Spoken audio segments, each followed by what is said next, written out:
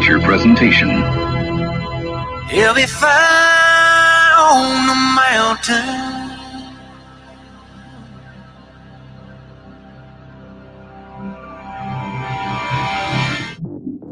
JB and Darren on the JB and Goldwater Show. Line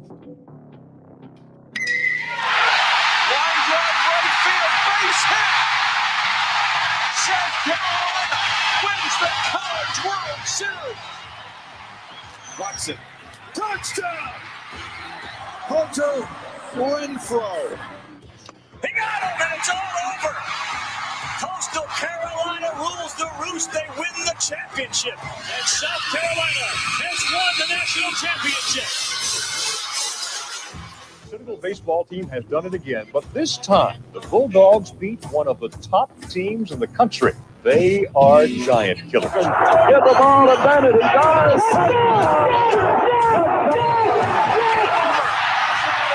Gamecocks are in the Final Four.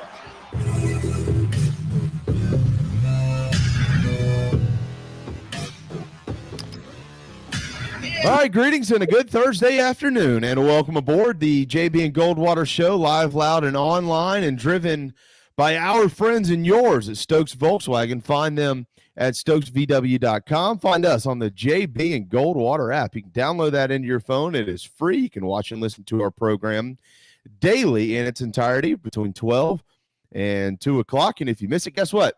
Go back and watch and listen to it whenever you get a chance. We know a lot of folks that do that. We certainly appreciate that. 843-321-8893 is our phone number. It is also our text line. It is open.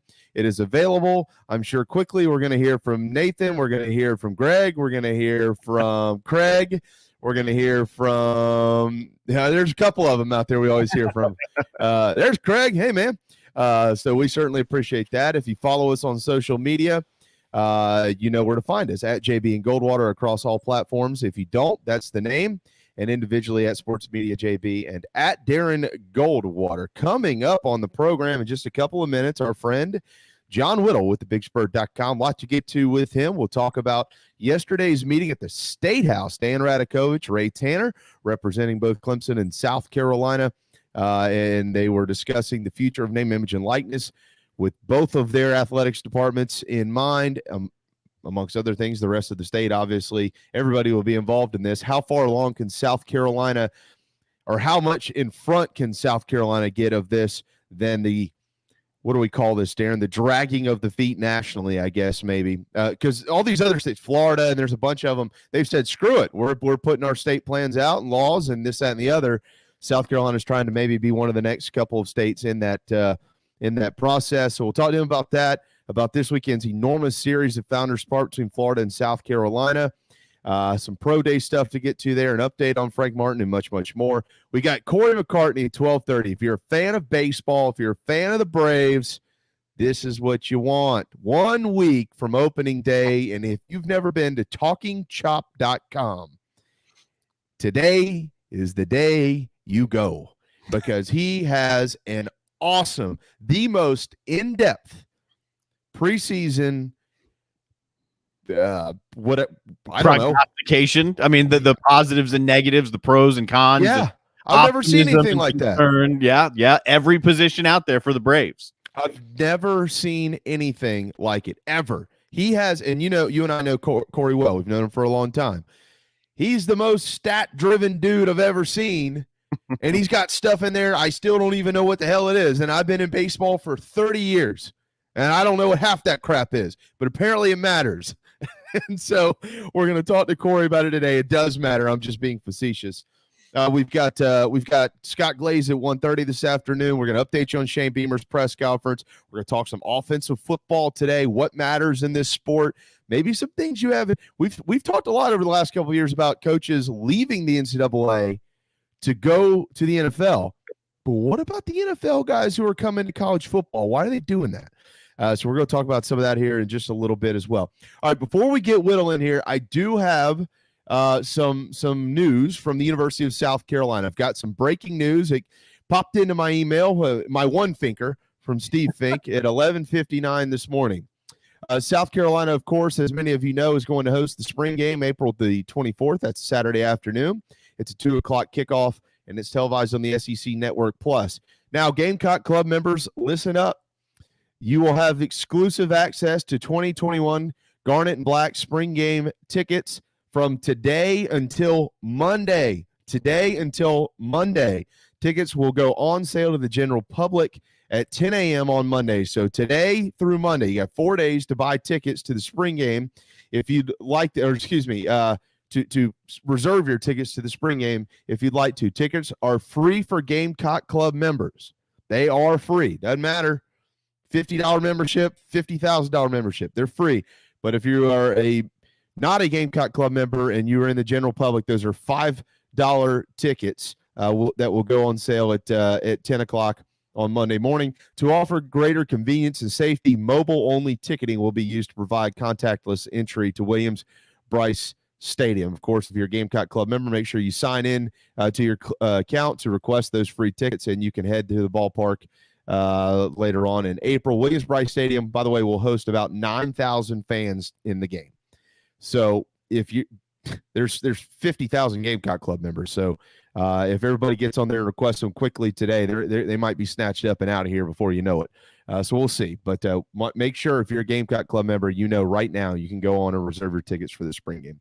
Sorry, Darren, I've been talking over you for the first 5 minutes, but that's okay. I mean, there was a lot of stuff to get out there, and then we got to get Whittle in here to talk a little bit about whatever's going on with football and baseball and name, image, and likeness. You know, he's treading on Post and Courier territory yesterday per his own tweet. So, he's the important one, right? The guests are the important one, not me. That's right. John is important, and he's been kind enough to join us about 53 minutes before he hops on a call with Shane Beamer. What's up, John Whittle with the Big Spur?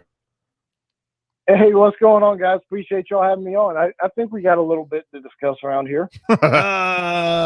Probably. Yeah, I told JC yesterday, I don't know when y'all sleep. Do you ever sleep? What do you do? There was that one time back in 2018 where I got like a half hour, something like that. Yeah.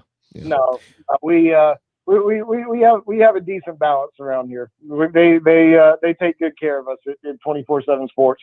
Yes, they do. Yeah, it's a good spot to work for. I don't know about JC, but the 24/7 part certainly. All right, John. Yesterday, let's start with the legislation stuff here. You were covering this I don't know what you call it, session, I guess, at the State House yesterday. I know that D-Rad was down, Dan Radakovich, the AD at Clemson. Of course, Coach Tanner was over there as well, representing both of their universities. What was your main takeaway from yesterday's meetings about name, image, and likeness in the state of South Carolina? What did you learn? Well, I think one thing that really jumps out is how quickly that the state legislature is trying to get this thing going and push it through. And South Carolina and Clemson are both really kind of spearheading that charge. I was talking with a couple of folks over there yesterday who were just kind of telling me, how quickly this process is happening. And, I'm not a State House political reporter. I don't cover these bills and committees and all that stuff very often. But they were telling me that this is moving a lot quicker than most things typically do. So I guess the session ends May 15th, maybe right around there, and they're hoping to get things passed by then. But it went the NIL bill, which is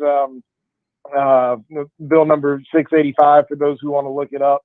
It was in a subcommittee meeting of the Senate Education Committee yesterday, and there are a couple of different little amendments that need to be put into it that were discussed yesterday. But it's going to go to the Committee on Education next, the Senate Committee on Education. So it's moving along. Is far from done. It may not be passed this session, but the bill they hope to have passed into law to go into effect on July 1st, 2022. So July 1st of next year. So it's moving right along. And Ray Tanner and Dan Radakovich were both there to answer questions and voice support for it yesterday. John, is there a sense from not just both Coach Tanner and Coach Radakovich, or Dan Radakovich, who, by the way, is a fine man. He's done a wonderful job at Clemson. Is there a sense from both of them, maybe even the representatives from the state of South Carolina who will be legislating this, based on that date, 2022, that will has there been this discussion, I guess is my question, about seeing how some of this works in other states? I know Florida is set to take place here in the middle of the summer. I think maybe California is in the middle of the summer. So maybe watch and learn the do's and don'ts from some of these other states who've already enacted this legislation. Well, I think there's an element of that, and I would be lying to you if I said I was well versed on the Florida, on where things stand in Florida and California. And there's 4 other states that have passed it, but a couple of the legislators yesterday remarked that Florida does not yet have the proper infrastructure in place to be able to control what needs to be controlled in the time frame that they're doing it in. So I don't know that we're going to see Florida, have everything in place at the time when the law is set to go into effect. But I do know that South Carolina, the state of South Carolina, initially in the initial bill had the date as July 1st, 2023, but it was discussed and approved to add the amendment for it to be 2022. And they feel like that is a reasonable amount of time to get everything done that's needed to be done. Why did this happen yesterday? I mean, we've all been following NIL in various different states and college athletics, but I haven't heard any real rumblings out of South Carolina until, bam, yesterday, this comes out. Why yesterday? Well, they got a couple of senators to support the bill, and it was just kind of time. And like I said, it's something that both South Carolina and Clemson have been working on trying to do. And I guess it's really just been in the last month or a little more than a month that they've been able to kind of push forward through this. And, they gave credit to research director Donna Barton for being able to get everything done and everything written. And, if you want to read exactly the explanation of what's in the NIL bill, then folks can visit the Big Spur. It's a lot of words and a lot of explanations, a lot of detail that we would have to take probably an hour to go through if we were to do every little bit of it. But there's a lot to it. John Whittle with the Big Spur. To summarize, John, what could you not do as an athlete as part of this bill? What can you not tap into to capitalize on name, image, and likeness? Well, it's not so much of what you can't do. I mean, there are certain restrictions on alcohol and tobacco, and if South Carolina is sponsored by Marco's Pizza, then you can't go out and do a Domino's Pizza ad if you're Luke Doty or what have you. There's some things that go into that as well in terms of protecting the university sponsors, but it's mainly schools that that have some restrictions. You can't use it as a recruiting inducement. If you're an assistant coach, you can't say, hey, if you come here, I've got you this Honda place where you'll make X amount of dollars to be a spokesperson for them. It can't be used as a recruiting inducement, for example. So, but there are various clauses like that that are in place. But if you want to run a YouTube channel and be an influencer that way on Instagram and represent products and what have you, it's a whole new world out there for me in terms of how these social media folks are making money. Social media influencers are making money, but that's one of the chief deals. And then entering into third party sponsorships and having autograph sessions where you can charge X amount of dollars for your autograph and to meet and take a photo, that kind of thing. So it's opening up a different way for these student athletes off of what they're able to do, their name, their image, and their likeness. Am I the only one that is anxious to see where the crossroads is going to be with Title IX? Because can we all kind of anticipate something happening here? I mean, the marketplace is the marketplace, right? You pay an athlete to endorse your product. You pay different rates in different towns, advertising fees and marketing partnerships and their fees and things like that. And the rates are always going to be a little bit different. And every town is going to be a little bit different. But I guess, let me try to make this as crystal clear as I possibly can.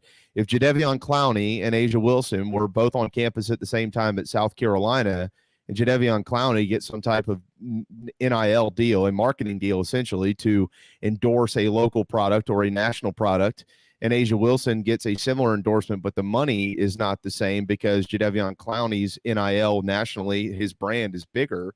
I feel like that's going to cause a problem somewhere. And that's not a shot at Asia Wilson or any female out there. We have seen the marketplace and the market determines the market. I don't, Darren doesn't, you don't. But is there an anticipation that at some point in time Title IX laws are going to be broken in this? And how is the university preparing for that? How would these players prepare for that? Well, I mean, that's a good question, and I don't have a great answer for it. What I would tell you is it's not just Title IX. It's Jadeveon Clowney is gonna get a much bigger deal than the long snapper, and that's just kind of the way it is. It's something that is going to have to be handled by coaches and to handle the dynamic in the locker room and things like that. So, there are definitely some elements to this, and I don't know exactly how Title IX is going to factor in. But what I will say is, a lot of it is going to come down to social media presence. It's not just who's the best player on the best team. Obviously, Jadeveon Clowney is type player is gonna have a lot more opportunity than your average beach volleyball player. But I was talking with a USC administrator a couple of weeks ago who told me that when he was doing some research that there was a study that he read that had as far as current college athletes who would be able to profit most off their name, image, and likeness. One of the top 5 was an LSU gymnast who has a huge social media presence. So, I don't think that it's necessarily always going to be the Jadeveon Clowneys of the world, but there's going to be some opportunities for people who have a great social media presence for whatever reason. I brought this up when LSU was in the national championship game, 2 years ago, because at the time the discussion was if Joe Burrow were to sign some type of contract with any company that would then sponsor an Instagram post because of his following on Instagram per post, it was some astronomical number. And if you look around just the social media landscape and what you now have is social media influencers and women traveling around the world and getting millions and millions of followers. And it's similar to the LSU gymnast. You can post some things of your gymnastic ability. You can post things in casual wear, doing whatever you're doing, and you can grow a online following that way. And that's where I think there could be some heavy leans toward the female athlete and where they can really capitalize on this if it comes true. Yeah, I mean, I'm not trying to sound sexist, but the South Carolina beach volleyball team is probably going to have more opportunities to do something than the men's golf team. Right. There was a discussion yesterday in the Senate subcommittee about how the beach volleyball team can go out to the Atlantic Ocean and pose on the beaches of Myrtle Beach and do an advertising spot for the city of Myrtle Beach and their tourism industry. They're different avenues for different sports to be able to do different things. The men's golfers may be able to do something with Ping or Titleist or what have you. There are going to be different opportunities for different people. Obviously, some are going to be more lucrative than others. Joe Burrow was the number 1 pick in the draft and obviously has a big following. I mean, he's going to have much greater audience than a Luke Doty even at South Carolina. So it's we're drifting into uncharted waters, and nobody knows exactly what it's going to look like and exactly how it's going to play out. I'm still a little bit skeptical as to how many companies are actually going to want to tie their name to an 18 to 21-year-old kid. I mean, I don't know about you guys, but we don't always do the smartest things when we're 18 to 21 years old. And when you put your name on, when you put your company's name on a college athlete, you've got some risk there too. And I don't know how many companies are going to want to assume that risk. So I think that there's going to be some great opportunities for a variety of different student athletes, regardless of sport. But I don't know that it's going to be this huge financial windfall for all these student athletes. And going back to one point that you asked about earlier that I didn't mention, there are also restrictions on athletes as to what they can use. They can't wear their official team issued USC gear in advertisements. They can't use videos or photos of them in game action in those uniforms. So there are some restrictions on student athletes and what can be done there as well. We'll continue to monitor this. John Whittle with the Big Spur. They've got a great column up about this currently on thebigspur.com. I would encourage you, if you have not, read that. And over the next few weeks, we'll see what makes of what we heard yesterday from the State House in the capital city. John, let's move on quickly. We'll touch on pro day, and then I want to get into some baseball with the big series set to take place tomorrow night. First pitch being thrown at 7:00 at Founders Park. But yesterday, the news spread quickly across the country that J.C. Horn guy's pretty good. And I know that he got peppered with questions about why he opted out, and he answered those, with family situations and things like that. But at the end of the day, when we're talking about what he does and does not do on the football field, there's not a whole lot that he can't do, and he proved that yesterday. What do you think that means for him in the upcoming NFL draft? Yeah, I mean, I think most of the mock drafts I've looked at had him kind of as a mid-round pick, maybe 15 or so, right in that range. Some a little bit higher, some a little bit lower, but right in that mid-first round range. And I think he's certainly made a case for himself to be the number one cornerback off the board. Him and Surtain from Alabama are both right there neck and neck. I know he had a great pro day as well. Some folks have had Virginia Tech, Caleb Farley, fairly ahead of JC. I don't think that's going to be the case anymore based on JC's pro day results. But it's at some point it's great to see the measurables in the pro day environment. But JC's put great film on tape too that's helping him as well. So the numbers were great yesterday and certainly cemented himself as a first round is a mid first round pick at least. But I think he could have possibly moved into the top 10 yesterday and could potentially, depending on the team, be the number one cornerback on the board. So there were 6 GMs there yesterday, a couple of head coaches. He certainly had an opportunity to show off yesterday and made the most of that opportunity. Have you mentioned the folks that were there yesterday? Have you had any or heard any feedback of some of those coaches, GMs from around the NFL and what they maybe had to say about the new facilities at South Carolina? Yeah, I mean, it's obvious that South Carolina's got some incredible facilities, and it's funny. South Carolina and a lot of schools have better facilities in some ways than professional teams do. It's a recruiting tool for colleges to be able to be in those facilities, year round and get better in those kind of facilities. And in the NFL, they're starting to catch up and use that as a way to kind of entice free agents. But at the end of the day, is when you're a professional athlete, the weight room is the weight room. So anyone that goes through those doors, whether it's head coaches, GMs, or the average fan, are really impressed by what South Carolina's done over there from a facility standpoint, whether it's the the indoor facility, whether it's the operations center or what have you. It's really a sight to behold over there for South Carolina athletics. And I've spoken to my good buddy Pat DeMarco, whom, by the way, today his wife Kirsten is giving birth to their third child. We talked late last night, so he's back in Atlanta, and he's of course newly on staff. But he's mentioned that to me multiple times. He's like, I've been everywhere in the NFL, everywhere, and this place is as good as they come. And this is I'm talking about private conversations. This isn't something public to get folks riled up and excited. We've literally talked about those things long before he ever got hired. So it's impressive to see, and I'm glad that the NFL notices as well. All right, let's get to this before we let you run here.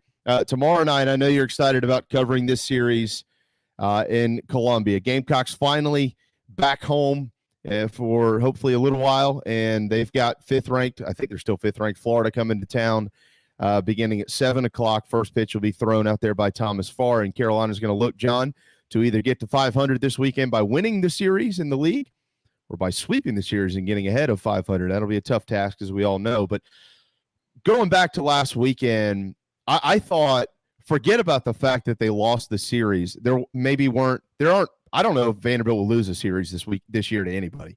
I mean, they're so good, and I don't know anybody that can beat Friday and Saturday for them. But the fact that South Carolina, John, what happened to them Saturday against Jack Leiter, 16 Ks, no hitter, the whole 9 yards. They come out Sunday, they're down on Sunday, and then they come roaring back and they win the game. That bounce back, we'll see, but we might be able to look back at that game down the road and say, that was a turnaround point. They could have sucked themselves into their seats and moseyed off into a sweep up in Nashville, and they did not do that right after, of course, Mark Kingston got thrown out of the ball game. But that moment, that game, what do you think that win could project to for this program? Yeah, I mean, it was certainly important, and I think that those are the things you kind of look back on at the end of the season, and can potentially say that maybe it's a turning point. It's hard to say right now for sure, just because you never know how things are going to play out. South Carolina thought that. I mean, a lot of folks thought that the football team beating Georgia at Georgia, a couple years back was kind of a turnaround for that season and that program, and it obviously wasn't. So, those are the kind of things you kind of look back on later on and say, yeah, that actually was it. In baseball, you play so much that maybe it is, maybe it's not. But I do think it was very important from a standing standpoint. It's hard to bounce back from 0-3 in league start, especially when you're going up against a team like Florida. Before the season began, before the Texas sweep happened, before the first 2 games of Vanderbilt, I thought that if you can get out of the first 2 weekends going 3-3 in the league, you absolutely take it. You absolutely sign for it. And 2-4 after the first 2 weekends, to me, wasn't a big deal, wasn't a bad thing. But if you get down to 1-5 or 0-6, then you've really put yourself behind the 8 ball going forward. So, it was a big win from that standpoint. It's going to be difficult to take a series from Florida, even though it's at home.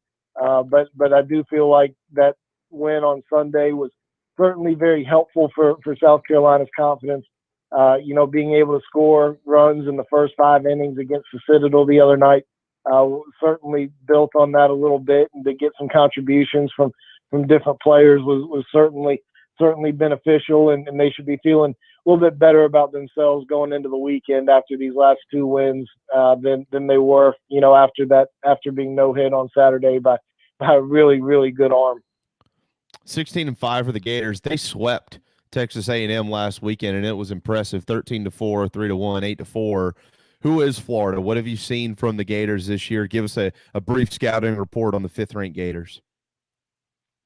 Yeah, I mean, they're a team that's been pretty good offensively so far. I mean, they've played 21 games and still hitting .302 as a team.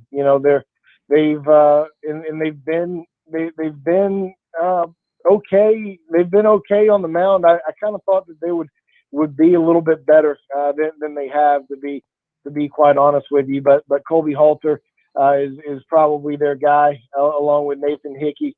Those are probably their two best position players and hitters. They've combined for 7 of the team's 27 home runs, and both have over 20 RBIs. And those are the two guys who have kind of been the straw stirring the drink for them. But they've got 4 guys hitting above 300, 5 guys hitting above 300. Excuse me.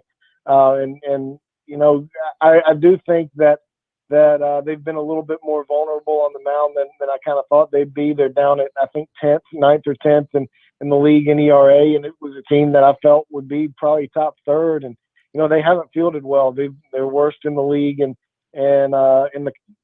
fielding percentage. South Carolina's taken some hits on what they've done defensively. They're 6th in the league defensively in terms of fielding percentage. Florida's down at last. So there may be some opportunities there to influence the game if South Carolina's not striking out. Put the ball in play, and you don't know what's going to happen. So it should be a very good series. It wouldn't surprise me one way or the other if South Carolina wins the series or Florida. But I don't think that the talent level and the way they're playing are too would lend itself to a sweep either way. I think it'll be a 2-1 series one way or the other. Any news on the Sunday starter, John, or do you think they'll try to get through Saturday and Friday and Saturday and see where they stand? It is exactly what everybody's probably thinking it is. It's okay. They have TBA on Sunday, and basically what it comes down to is, if they don't use Brett Carey on Friday and Saturday, they're going to start him on Sunday. Okay.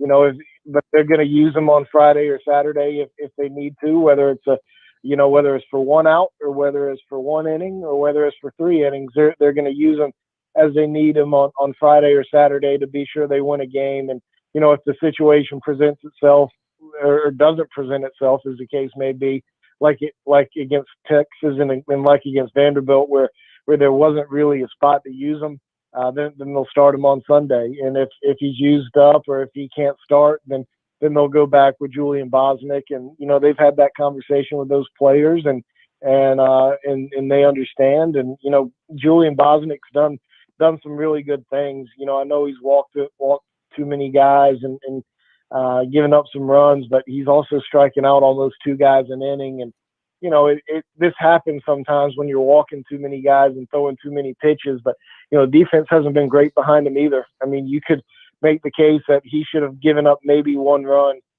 against Vanderbilt on Sunday, and he was charged, I think, with 4. So it's he's better than his numbers probably indicate.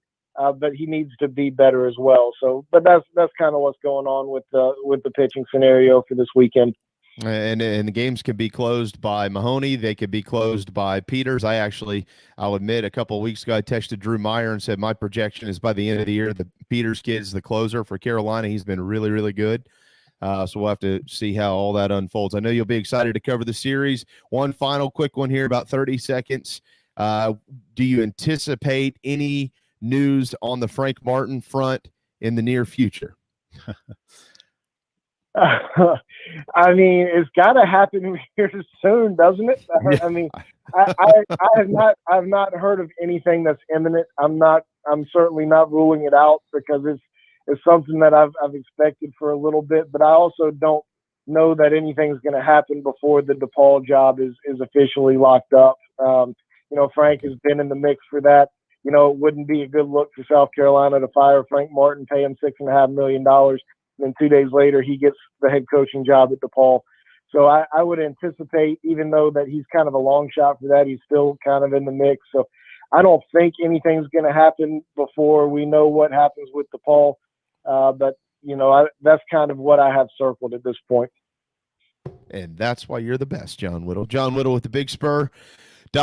You can join for $1 right now. Head to thebigspur.com and they'll tell you right there at the top of the page how you can do that. It is tremendous stuff always, and right now it's as packed as ever with all these sports intertwining right now. Gamecock football, basketball, baseball, you name it. Name, image, and likeness all of a sudden. Legislation is popping in there. So it's a busy time to be a member at thebigspur.com. Thank you so much, brother. Really appreciate you popping on with us this morning. We know you got to get ready for Shane's press conference in about 25 minutes, and as we always do, we'll be following along, and as we tell JC, stealing your information and regurgitating it as our own. Absolutely. I appreciate y'all having me on, and y'all have gotten a lot of rave reviews on our website. So keep up the good work over there, and appreciate y'all having me on, and happy to listen. It's because guys, you hack other people's accounts and just about to say about the show because you're on it, right? Those are all John Whittle's burner accounts. We get it. I need to create a burner account. That'd be fun to have. Maybe I'll do that. Oh yeah, you could manti-te'o the hell out of somebody on your own website, man. That'd be awesome. Go for it. See you, John. Appreciate you guys. See you. There you go, John Whittle with the Big Spur. All right, we're late getting to him. Sorry, Corey. We're going to hit a timeout. We'll fly to Atlanta next, right here on the JB and Goldwater Show, driven by Stokes Volkswagen. Peace and love at Stokes Feed Up. This is Mike Mazzell for Stokes Volkswagen on Ashley Phosphate Road. Whatever you got planned this week, cancel it. 72 new Volkswagens will be sold in the next 72 hours at whatever price it takes. I repeat, 72 new Volkswagens will be sold in the next 72 hours. To the first 72 car buyers interested in saving up to $6,000 on a new Volkswagen for 3 days only. Every new Volkswagen and pre-owned vehicle at our bottom line price. Direct to the public, regardless of profit. Qualified purchases with interest-free financing for 60 months, and all trade-ins will be accepted. Interested parties should arrive early for best selection. You will not find a lower price anywhere in the country. 72-hour Volkswagen clearance, savings up to $6,000, 3 days only at Stokes Volkswagen on Ashley Phosphate Road or StokesVW.com. Peace and love at Stokes Feed Up. $16.66 per month per thousand borrowed for 60 months at 0% APR with 0 down. Plus tax tag includes $4.99.50 administration fee subject to VCI credit approval. Expires month end. What's up, everyone? JB here. Want to tell you about my friends at McFadden Pest Control, as we do every day on our program. I love these guys. They've been in business over 40 years, and they treat our family like they've only been around for 4 days. Always doing their best work, trying to earn our business, although they know that they'll always have it. Heath and the guys take care of our quarterly, our mosquitoes, termite bonds, anything we can get them to do, they do it. They're the best. They're friends. Heath even often texts me and just asks to see how my family's doing. It's amazing. I can't say enough about McFadden Pest Control. Switch to them. You'll never have anyone else protect your McFaddenPestControl.com, McFaddenPestControl.com here in the Low Country. Guys, spring is finally in the air. You know what that means? Basketball in its home stretch. March Madness promotion at Dog and Duck's 3 locations in Mount Pleasant, Bell Hall, Park West, and Clements Ferry Road. From now until the end of the tournament, $5 Sweetwater pints. That's right. Every Sweetwater, just $5 at Dog and Duck, Park West, Bell Hall, and their Clements Ferry location. Plus, baseball spring training, college baseball, spring football. It's all available at Dog and Duck's 3 locations in Mount Pleasant. Hey, South Carolina, what's going on? This is Patrick Davis, and you are listening to my friends JB and Darren on the JB and Goldwater Show. Your love lifting me higher. All right, 12:38 on a Thursday afternoon. Welcome back to JB and Goldwater Show, protected by McFadden Pest Control. Reminder, yesterday was Cheesesteak Day, but today it's also buy one, get one half off footlongs. Footlongs. Who wants the footlongs at DB's Cheesesteaks in Avondale and West Ashley, the best cheesesteak in town? You voted them number 1. You did. So check them out at dbscheesesteaks.com. Don't forget the boardwalk fries. All right, we're really late. Sorry, Corey. I apologize about that. It's my fault. I'll take all of the blame, but we're so happy to have you because we're 1 week from opening day. What's up, brother? How you guys doing? Yeah, 1 week, actual base. So we're going to be done with the practice games, and we're going to get into the real thing very, very soon. All right. Are you, I have to do this because Darren makes fun of me sometimes for being overly, I don't know, complimentary of folks. Well, yeah. But this is worthy of that. Today's column by Cory McCartney, starting 9, cause for concern, reason for optimism at each position. This is the best thing I've ever read before a season started. I was reading this, and now don't get me wrong, I've been in baseball for 30 years, and I don't understand some of the stuff you're talking about, like WRC plus. I don't know what any of those things mean. But at the end of the day, I know where the Braves stand. They're probably going to win about 100 games this year, and they'll be in the playoffs. This is amazing stuff, man. Well done. Well, I appreciate it, but I listened when the last guy was on, and you called him the best in the business. So, from my perspective, you're just constantly spreading around your love. So I don't know what's real anymore, Jamie. You're right. That's what's real. It's constant spreading of the love just to make everyone feel nice and juicy. It's like birdie in the 18th. It keeps you coming back, doesn't it? Well, you don't play golf, but it's like the Stone Cold Stunner at WrestleMania. Doesn't that keep you watching it? There you go. You got to keep the hook in them. No, I'm being dead serious. I said this at the top of the program. Asked Darren. I said I was reading this, getting prepped for the show, and I came up with like 100 questions from it. Not in a bad way. Like it was just, this is fantastic. So anybody who wants to know about the Braves, they've got to go read this. Well, I don't know what else to talk about. How about Max Fried? He's going to be the opening day guy. What are your thoughts on that?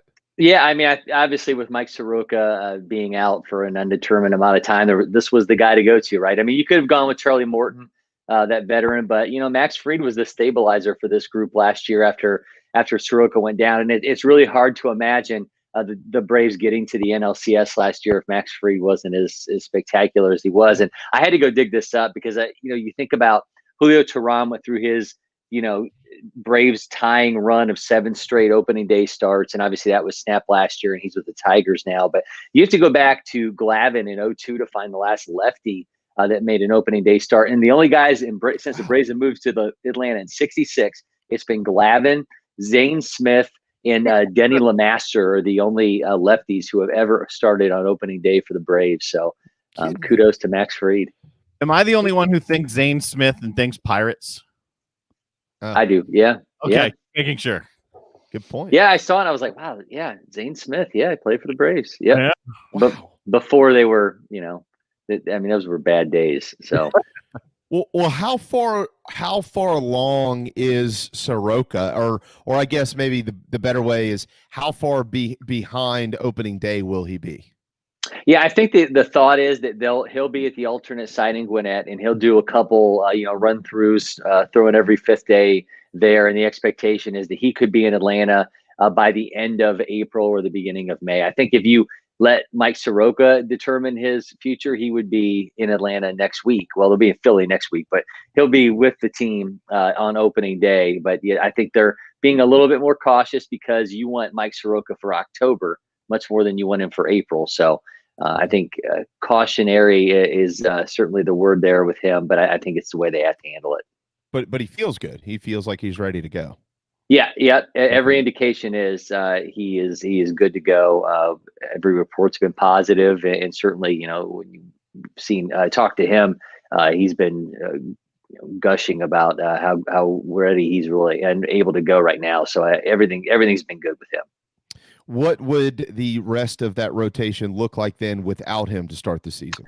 Well, certainly we had some big news, pop in the last couple of days here, with Kyle Wright getting optioned to the alternate site there. So Bryce Wilson is going to get the first crack at being that 5th man in the rotation until Soroka comes back. So remember how spectacular he was against the Dodgers in the NLCS. So, Kyle Wright is certainly a guy, and we've talked about him many times, who who he is. Certainly, a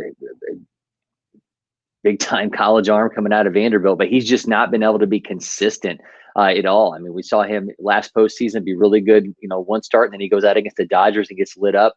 Consistency has been the biggest issue for him. So you're going to have Bryce Wilson. Certainly, we got Max Fried starting on opening day. You'll have Charlie Morton. You'll have Drew Smiley and Ian Anderson.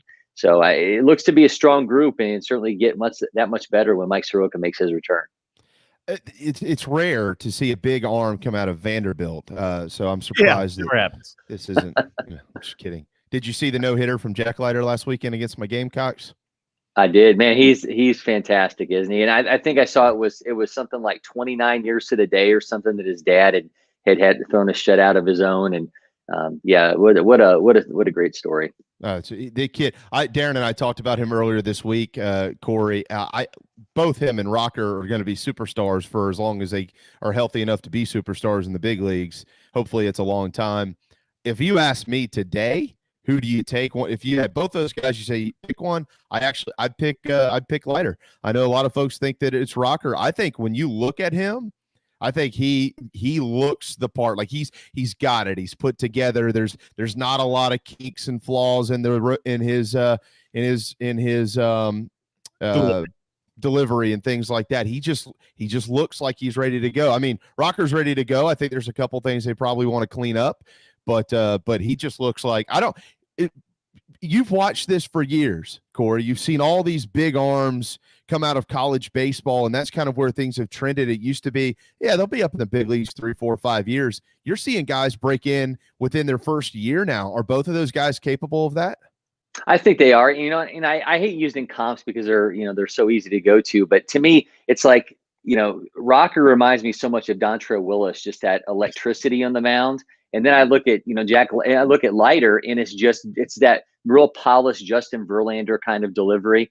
Obviously I'm not setting either one of these guys up for the careers that those two have had. I mean, they both, Willis and Verlander have had their own spectacular moments, but I think just more of like that persona to them. With Leiter, it's business. It's very, dialed in. And I think Rocker is just so electric. But yeah, I mean, I think we're certainly, of the mind now that these arms are going to be much more progressed. And that's why I wonder, if you're the Orioles and you're a team that doesn't feel like, you're, going to be able to compete in the next 2 years, do you go for an arm like that? Or do you dial it back and go with a high school kid because you feel then like, all right, well, we're not ready, so we're going to get somebody who can develop along the rate of the rest of our guys. But, certainly both of them, I think, are going to be fast tracked for the majors without question. Heck no. If I'm the Orioles, I trade everybody in the organization to get the top 2 picks in the draft. I take both of them. they have a good farm system right now. I wish, but so you just spoke to my biggest gripe with the MLB draft is that you can't trade picks. Could you imagine? I mean, if you had, so let's say that you're the Yankees and you're like, you know what, we want another Leiter in our rotation. And there's no way in the world we're getting the top, 2, 3 pick. What would they trade to get Leiter and be able to have him with Garrett Cole, for years to come? I think it would be absolutely fascinating to see if we could get that to happen in MLB. Let me ask you this about the Braves camp here with Acuna, kind of a power surge after a slow start. Freddie Freeman, I read a Q&A on MLB.com about, with him today and missing his family, a big family type guy. The 2 of them and Pache, are they continuing to be the last week of storylines really to follow? How tuned up are the 2 stars? And does Pache just win the job in center? Yeah, I mean, I think the other storyline is what do they do at catcher, along with Travis d'Arnaud. I mean, there's not really been any clarity at that point, between Alex Jackson and William Contreras. I think everyone's kind of been of the mind that, Contreras is much more advanced as the actual catcher. Alex Jackson's just not been able to produce with the bat. But if you're going to get 75% of the starts from Travis d'Arnaud, what's the point in William Contreras, who you have designs of being the catcher of the future, just sitting there and barely playing? So I think those are really, I mean, certainly with Kyle Wright, getting moved out, those are the biggest ones. And in the bullpen, kind of how does that sort out? There's been a couple. Jacob Webb was a guy that got moved to down to the alternate site. He was someone I think everyone thought was going to be in line to be in that bullpen. But, it's been stressed this week by Brian Snitker, and Alex Anthopoulos has said this many times. The team that you break camp with is not always the optimum version of it because you got to play the options game. And a guy like Jacob Webb has options, but there's certainly guys that they're looking at, Nate Jones and Carl Edwards Jr., who are non-roster invitees. Those guys don't have options. And if you don't have them on your 40-man, somebody else can snag them up. So I think there's a lot of variables at play like that. Luke Jackson's out of options. Grant Dayton's out of options. You got to play that game to make sure that you have, especially this season, when we talked about it before, how much stress there's going to be on arms, to make sure you have guys that can carry you through the duration of the year. Cory McCartney, 12:49 on a Thursday. For those that think that baseball is not a business, you just heard why it is. That is a major part of this. And generally, we don't actually know all that is going on behind the scenes until it happens. But that's an interesting. All right, Will Smith's the closer, right? Yes. Okay. All right. Mark Melancon was the closer. Will Smith struggled when he got to Atlanta. Who is Will Smith now? Is he the Will Smith of old? Is he a new Will Smith? Who is he? Well, I think you have to remember last year he had COVID, right? And he came in and he just never was right. I mean, obviously showed up, and was delayed in getting things going last year. He missed the start of spring training 2.0. And just was never really dialed in. I mean, at a 4.50 ERA, a 7.38 FIP, just gave up, 7 home runs in 16 innings. I think, when you look at what he's done so far this spring, I mean, striking out 10 of the first 16 batters that he's faced, this guy is very much locked in. And I think that's going to be, really the big piece for this bullpen, because they did not go out and make any additions. They let Mark Melancon walk. Shane Green, who I think I want to say, I think there's still a chance Shane Green winds up back in the Braves uniform. But they've really not gone out and made any major additions to that bullpen. Watching those veterans, Darren O'Day, who's obviously now with the Yankees, they just watch those guys walk. So they're really banking on Smith bouncing back. And so far in spring, he has looked the part of the guy they need in the back end of that bullpen. At this point in time, 1 week from spring training, is there anything that could potentially be a surprise in the opening day lineup for Atlanta? I don't think so. I mean, I want to say, you could say, look, they're looking at Pache and saying the kid's just not hitting. We need to get him more consistent at bats, and let's let Ender Ciarte get that center field start. But I think when you look at Snicker's comments about him struggling, that they know that's going to be part of it. But the defense is just so spectacular. I kind of go back to the fact that, look, he got thrown into the NLCS the postseason last year after Adam Duvall went down, and he had hits in 4 straight games in the NLCS against the Dodgers, including a home run off of Julio Urias. So I think the kid's going to get it figured out, and I think that to me would be the only real surprise. But I think they're going to go with Pache to start out in center. Ozuna, Pache, Acuna, Riley, Swanson, Albies, Freeman, d'Arnaud. Yep. So the same lineup as last year. I mean, how are they not going to score 11 runs a game? They're going to win 150 games. 150 and 12. Book it. Sorry, Darren. I will say there. So you mentioned Ozuna. Obviously last year gambled on himself and he led the NL in home runs and RBI, and he's got this monster contract now. I say monster, but it wasn't what everybody anticipated it was going to be, but he still got paid. But he's not put together 2 really productive back-to-back seasons. Travis d'Arnaud is coming off of a Silver Slugger winning year that he played way above what we've seen of him since 2015 with the Mets. And Dansby Swanson broke out in an abbreviated season. So I think I'm not so worried about Ozuna, but I do have question marks about Swanson and d'Arnaud and whether those were the actual versions of them that we saw in 2020, or if they just kind of took advantage of small sample size. Because you look at their batting average on balls in play, BABIP, both of them were just like through the roof, and they're both unsustainable. So I think it's going to be interesting to watch. That makes sense now. BABIP, batting average on balls in play. I'm a big fan of that stat. Anything else though, or outside the Braves? I mean, is there, with a week left before opening day, is there something, a trend, maybe an individual, a team that has caught your eye in the spring, whether it be positive or negative, guys, exceeding or falling short of expectation right now? Well, I mean, a lot of guys are really high on the Blue Jays, right? And you look at the amount of injuries that have piled up for them. I mean, certainly Kirby Yates is out for the season now. He's going to need Tommy John. I mean, you've had, Biggio, Springer, Robbie Ray. There's been just a lot of injuries. I think that team is something you really got to watch, just because they were the one that you were kind of looking at in the NL East, saying, okay, is this team ready to take that step and challenge the Yankees? Losing Yates is a big deal for them, and certainly you don't want Springer out any long term, considering how much of a investment they put into him. Just a big piece for them as they go forward with that young core. All right, Corey, I want to ask you about this story that we caught wind of yesterday. Major League Baseball, they're gonna inspect the baseballs, man. They're gonna take them out of play. They're gonna look at them and rub them around and put them in their little cooler and ship them off to some lab and have some scientist pull up his little magnifying glass and figure out what the hell's going on with them. Are they gonna send somebody in the stands and take them away from little kids who catch these things too, or what's the goal behind this? Yeah, I mean, that's a good question. But certainly, you're looking to see if balls are being doctored. I mean, I think, you look at the way guys' spin rates are jumping up. I think they have some questions, and maybe you're not getting them from just simply saying, you know what, the guy went out to drive line and he learned how to put 2,000 more RPM on a curveball. I think they want to know if something's actually happening to these baseballs, what steps are happening, what are guys doing. So I think they're certainly being a little bit more proactive and much more surprising than I thought. Considering they want excitement added to the game, and guys throwing hard and striking people out is part of that. And I'll be interested to see what comes out of it, but certainly I think they're wondering what's happening to these balls is guys, have been putting up what's been historic numbers in terms of what is happening with the ball in a pitcher's hand.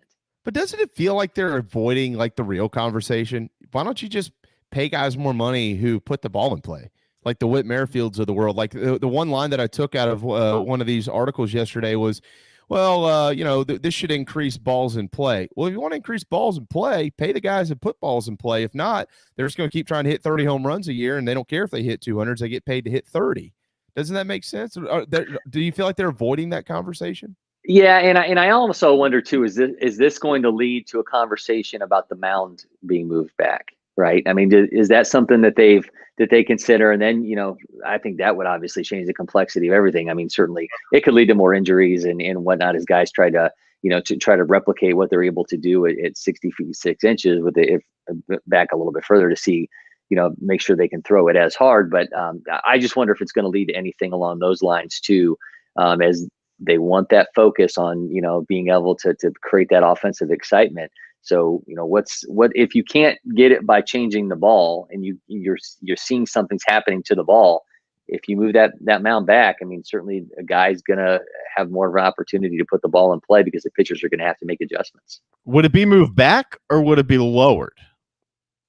I think there's been talk of both, right? I mean, whether, one or the other, I think either one, if they move it back, I do think you do worry about whether it's going to, how much harder are guys going to throw to make up for it. Mm-hmm. That's been one of the conversations I've heard from it. But yeah, I think there could be changes made. I mean, we saw, the height of pitchers before when you had, Danny McClain and Bob Gibson obviously led to it.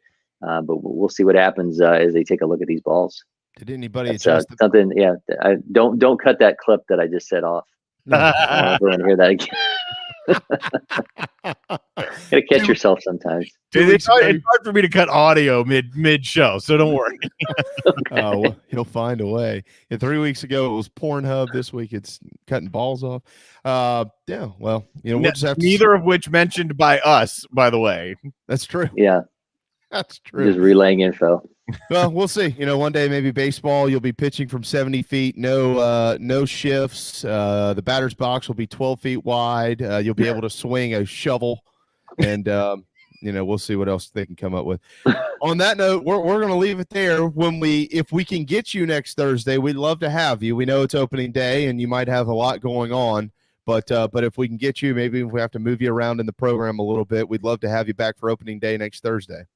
Yeah, Braves are on the road, so let's do it. Okay. Nice. Well, we'll do that, and then every other Thursday forever, because we like having you around here, especially when you write columns like this. For folks that don't know what I'm talking about, just go to talkingchop.com. Cory, of course, joins us every Thursday, and he writes amazing stuff. He's always done amazing stuff, but this is sensational. If you want to learn all about the Braves before the season starts, starting 9, cause for concern, reasons for optimism at each position, written by this man right here, Cory McCartney, who also, by the way, has an incredible collection of books out, which you might want to get your hands on as well. Man, I got a publicist. I love it. Yeah, you got an agent and a publicist and whatever else you need right here. I got to find other ways to make money. I got twin girls. Got to start saving for those cars, Cory. All right, man. There you go. Hey, have a wonderful week. Next time we talk, it'll be opening day, and we cannot wait for that. Thanks so much as always. All right, guys. Appreciate it. Cory McCartney in Atlanta, Georgia. Time for Time Out. Power Hour coming up. Powered by Wando Power Equipment. We're going to talk some football when we get back. We got Scott Glaze on golf. It's going to be a lot of fun here on the JB and Goldwater Show, driven by Stokes Volkswagen. What's up, everyone? JB here. Want to tell you about my friends at McFadden Pest Control, as we do every day on our program. I love these guys. They've been in business over 40 years, and they treat our family like they've only been around for 4 days. always doing their best work, trying to earn our business, although they know that they'll always have it. Heath and the guys take care of our quarterly, our mosquitoes, termite bonds, anything we can get them to do, they do it. They're the best. They're friends. Heath even often texts me and just asks to see how my family's doing. It's amazing. I can't say enough about McFadden Pest Control. Switch to them. You'll never have anyone else protect your home. McFaddenPestControl.com, McFaddenPestControl.com here in the Low Country. At Patriots Point Naval and Maritime Museum, families walk in the footsteps of our nation's heroes, the brave ones who risk their lives to defend our way of life. Home to the aircraft carrier USS Yorktown, USS Laffey, and the USS Clamagore, there's more than 1 million square feet of exhibit space to roam. White Glove certified, we have several new health safety measures in place to enhance the visitor experience. Come for the day and leave feeling inspired. One of the most impressive museums in the country, located right here in Mount Pleasant. Visit patriotspoint.org for more. We'll see you soon. Bourbon and whiskey drinkers of Charleston. Paddock and Whiskey on James Island and the Terrace Shopping Center on Maybank is your home for the finest and rarest bourbon and whiskey drinks in the Low Country. This is where I hang out. Go meet my friends Reed and Chris and try one of their exclusive barrel pick bourbons. They have the largest private barrel collection in the state, and let their knowledgeable staff recommend your next pour. PaddockandWhiskey.com. Let not your heart be troubled. Paddock and Whiskey is here for your next double. We're all friends around here. Paddock and Whiskey, proud partners of the JB and Goldwater Show.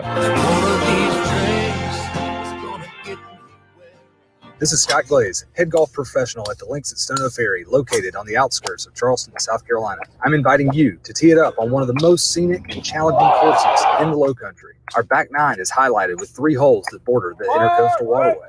Visit stonoferrygolf.com to book tee times and discover all that Stono Ferry has to offer. The links at Stono Ferry is a former South Carolina Golf Course of the Year and is also home to the College of Charleston men's and women's golf team. Come see us. We would love to have you. stonoferrygolf.com. Hi, I'm Chris Half, Public Information Officer at the Patriots Point Naval and Maritime Museum. We're home of the mighty USS Yorktown, USS Laffey, Clamagore, and Vietnam experience. And we're a proud partner of the JB and Goldwater Show. We invite you and your family to come see us and enjoy a day on Charleston Harbor.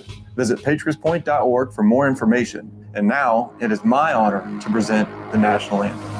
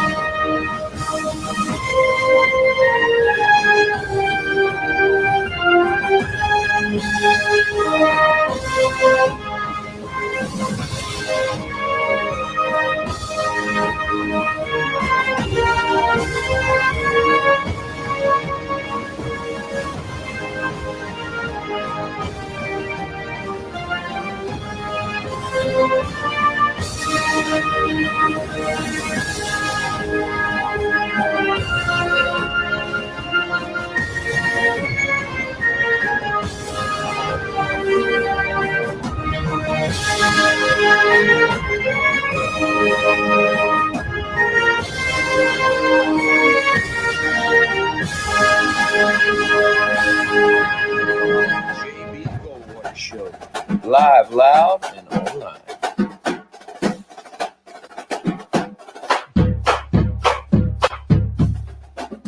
Final hour on this Thursday afternoon. Welcome back to JB and Goldwater Show, protected by McFadden Pest Control. Make sure they're protecting you from the skeeters because they're coming, boys and girls. Probably this weekend, as a matter of fact. It's going to be warm. Check them out at McFaddenPestControl.com if you have not ever used their services. I'm going to tell you right now, I have for now almost 3 years, and they've never let me down. Quarterly, they protect our home from termites. They protect our house and our yard from mosquitoes, and that stuff helps with the no-see-ums as well. Thank the good Lord, Pete, for that one.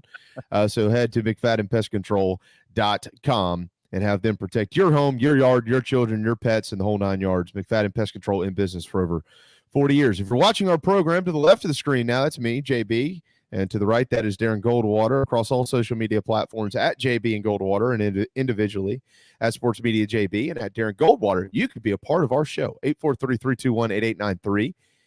843-321-8893 is our phone number, is our text line, and you can send us a message, give us a shout. We'll plug you right into the program. You can comment. Darren will put those on the screen as well. Going to update you throughout the next probably 30 minutes or so on what Shane Beamer is saying. He is holding his second press conference of the spring. Currently, we aired last week's. We will not be airing these moving forward.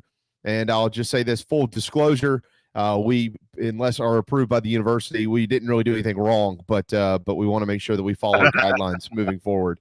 So we did do something wrong, so now we'll follow guidelines moving forward. We did. I will say this. I'll just admit admit the issue as a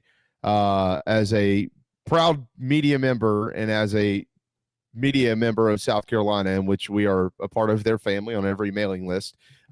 Old JB here overlooked some language that was not good. We didn't get in trouble for it, but and we actually can air what we want right now. We can air the first 5 minutes if we want to, but we've chosen not to do that. So we'll update you moving forward here throughout the afternoon. I will say, Coach Beamer just said they've adjusted their schedule. Next week, they will not practice on Tuesday and Thursday like originally planned. They're going to do some weight room walkthrough type stuff. So anybody who knows what the schedule looks like next Tuesday and Thursday, they're gonna take those days off from official practice. So we'll continue to kind of update you on that as we move along with what Shane Beamer has to say. He does say that there are some injuries and illnesses. A couple of guys got banged up today. It was their first day in pads at practice. But nothing serious to this point, and they'll be moving forward.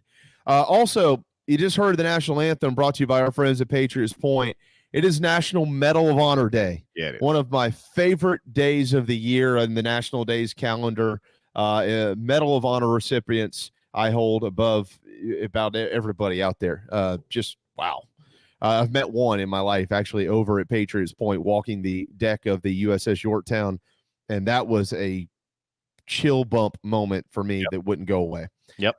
So if you've ever met a Medal of Honor, if you have not, today is your day to tip your cap to the fine men and women who have that incredible badge on their chest. It's an amazing, amazing day for the United States. Also, quick update on Jay Graham. He did, we got the news yesterday that it was he was out at Alabama, and we asked JC, Darren. We thought, well, maybe this is something tied to Tennessee, but it doesn't appear that way. He did release a statement last night on his Twitter page that said the last year has taken a toll on him, and it appears he's having some mental health issues, to be honest. And he's gonna, as you've got it up there on the screen, he's gonna seek some professional help to try to move forward in his life. I don't know exactly what, but I will say this: our thoughts and prayers. Certainly with Jay Graham. It's mental issues are real. They're very real. And if you don't know anyone who's dealt with any, then it's hard to really wrap your head around. But lately, specifically over the last year or two, it feels as though to me, more people have been comfortable coming forward and sharing their experiences. And by doing so, encouraging other people to come forward and not just share an experience. That's fine. But seek help if it's necessary. And it's important. It's not a shameful thing. There are millions and millions of people who need help and can get help if you can get out there and access it. And it's important to know that that's okay. And it's not something looked down upon. So I commend Jay Graham for coming out publicly and saying this and saying that he is seeking help immediately. Absolutely. Groups like Helinski's Hope and others have started a national conversation in places like college football stadiums, making folks feel a little bit more comfortable about it. And our thoughts and prayers certainly with Jay Graham and his future. Really, really crazy stuff there.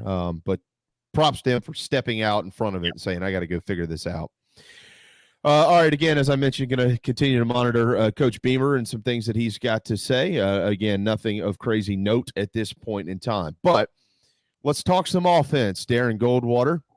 I was looking this morning, and if you go to ESPN.com and you click on their college football column, or college football page, they come out, as every national outlet does, with some things that at the end of the day mean all of negative nothing when it comes to the sport.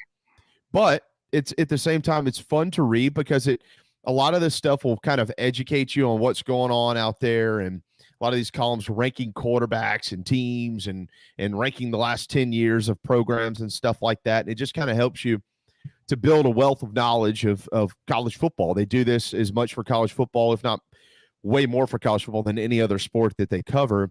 And ESPN actually had a column out today ranking college football's 25 best offenses over the next 3 seasons. And I thought, well, that's kind of a silly column by Adam Rittenberg.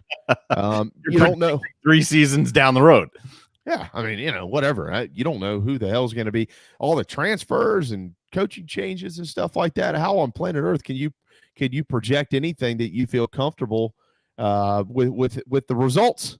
Right. I can't do that. But at the same time, it makes you stop and take a step back and look at how offensive philosophy has evolved in the sport of college football. And one of the things that we talk about often, Darren, you and I have had these conversations with multiple people, obviously in addition to just ourselves, but we have talked a lot about the changes in college football, transfers, NIL that's coming, the different hurdles you have to deal with in recruiting and things like that. You don't have to deal with that in the NFL. You are literally hired to you don't have any say in your position groups and stuff like that. You're just hired to coach football. And that's what you do from 6, 7 in the morning until whenever the hell you get out of there at night. That's your job. So we've had conversations about like how many coaches are jumping or are going to or are more willing to jump to the NFL because it's a different now situation and not having to deal with all this stuff. But how about this? How many coaches are going to leave the NFL for college football? And you might think, well, probably not many. Well, Bill O'Brien did. And he's basically trying to rebrand and rebuild his image by being the offensive coordinator at Alabama, which, by the way, is set up for success. So he's walking into a brilliant model of football. How about at South Carolina? How about at Kentucky? Kentucky's new offensive coordinator was the quarterback's coach under Sean McVay with the LA Rams. Marcus Satterfield was a, quote, assistant offensive line coach for Joe Brady in Charlotte, but he was also in line to step into the role of quarterback's coach this coming season for the Carolina Panthers under Matt Rule. And so these are just 3 examples. There are plenty of others out there of NFL guys who are, if the position in college football, Darren, is a good one for what they've learned in the NFL. Maybe they're not ready to take the next step up, but they're not necessarily taking a step down either. They're moving into another level of football, the collegiate level, but they're moving into it at a different role, more of a leadership role, more of a development role. If you're an offensive coordinator or defensive coordinator, you're developing an offense. You're developing the players in that offense. And I find that really interesting because these guys obviously are going to bring something from the NFL to the collegiate level. And they're also kind of getting their break instead of having to bounce around the NFL and like you do in college football, right? Like you're a running backs coach and you're a tight ends coach and you're a running backs coach. And then, you're assistant offensive coordinator for running backs. You're the passing coordinator to whatever. You're an OC. Instead of doing crap like that in the NFL, they're literally leaving an NFL job as quarterbacks coach or assistant offensive line coach and bam, becoming a coordinator. I think we're going to see more of this. And because of this, I think you're going to see, and you've already seen a lot of it, how some offenses at the collegiate level actually change themselves from traditional styles to more like personnel and matchup type offenses. So a lot to unpack there. I think the bottom line is, I think it comes down to what an individual coach wants, whether they're going to be going up from college to the NFL or down from the NFL to college. Because if you look at Bill O'Brien and some of the Alabama coaches, and Mackenzie commented on this in our Podbean feed, I think, to go to Alabama as a former head coach, be it college or the NFL, you can rehab your image there. We've talked a lot about this. Yep. Bill O'Brien is a fantastic college football coach. He is the one who took over Penn State's program right after the sanctions that were supposed to essentially kill the program, and never had a 500 year or below. He had 2 winning seasons. He what he was able to do is mind-blowing, and he had a quarterback that he was able to do it with. I think he will have unbelievable amounts of success at Alabama with the tools that are given to him. Marcus Satterfield, on the other hand, what's his long-term goal? Did he go to the Panthers because he wants to eventually be in the college game, or because he wants to eventually be in the pro game? He was with Rule and company a couple different stops in the college game. Then obviously that's his tie to Carolina, but he learns under Joe Brady. Did he do that so that he could take that experience back to college? Maybe. I mean, that certainly is the way it looks with him coming back to Beamer. So it depends on what you're looking for as an individual coach in terms of where you might fit better, because I think we've seen many times that you're a better fit in one place than the other, right? I mean, only a few guys have been able to have a ton of success at both levels. O'Brien had success as a coordinator with New England, but failed miserably in the NFL as a head coach after having success at Penn State. He failed because he can't be a GM, I think. So it all becomes an individual type basis of what you're looking for, and I think what you can add to certain teams on either level. So, and I agree with that. So let me give an example of something I'm talking about. A quick note from Shane Beamer. Jason Brown did practice today, quarterback, and offensive lineman Ja'Kai Moore with a turf toe, probably going to be out for a little while here in the spring. But here's another note from Shane Beamer, and I'm going to tie this right into what we're talking about here. AJ Jenkins. So last week when they opened practice at South Carolina, obviously different kid, right? 6'7", 240 pounds, big kid. But when they opened practice last week, he was with the tight ends. Shane Beamer says today, well, we're working in with the tight ends and the wide receivers, kind of trying to figure out his fit. So I mentioned a little while ago, the NFL is really good at exploiting matchups. They're really good at adjusting personnel. And you oftentimes, not always, but oftentimes, kids who play college football will be a linebacker, will be a wide receiver, will be whatever they are, and they get to the NFL and there's something different.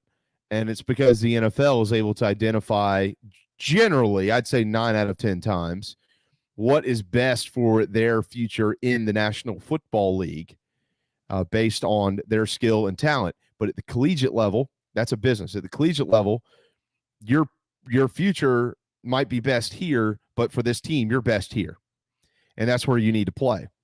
And so I wonder in situations like the AJ Jenkins situation and others, we've talked about and I'm tying South Carolina into this a little bit, but this conversation isn't necessarily about the Gamecocks. It's just an easy reference point to what we're discussing. But they're building this offensive staff. They've built this offensive staff, Marcus Satterfield and all the gentlemen underneath him who come from all over the place.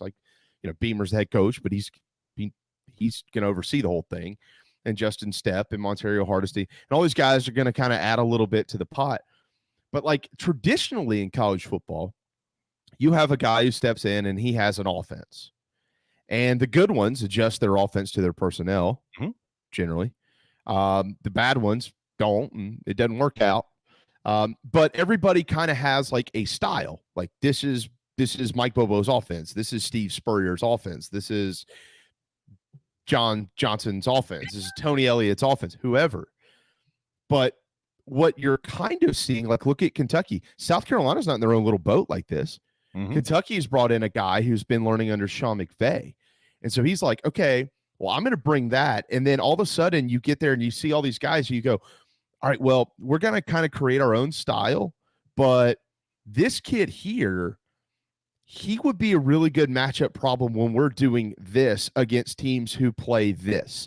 And they're able to see the game differently, see it from the other side as opposed to just seeing it from their own eyes.